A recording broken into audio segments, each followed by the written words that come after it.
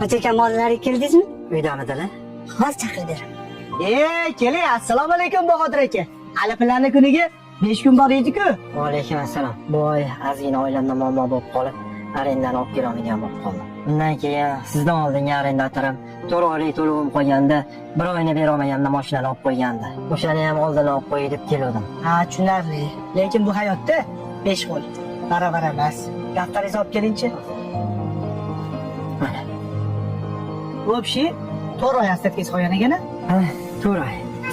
Oilangizga qaroving. Bugundan keyin mendan umuman qarzingiz yo'q. Rostdanmi? Hazillashma shahobidan? Hech qanaqa hazil yo'q. Kirib kelayotgan Ramazon oyingiz muborak bo'lsin. Bu yilgi beradigan zakotimdan sizga milindim. Hozir. Manda sizga yetgan zakotim. Moshinaga kelsa, mendan sizga Ramazon oyiga hadya. Yaxshilik haydi. Faqat bitta sharti bor. O'rtamizda qolsin. Bolalaringizga bosh bo'ling. Alloh rozi bo'lsin sizdan. Hammamizdan Alloh rozi bo'lsin aka. Yaxshi kunlarda ko'rishinglar.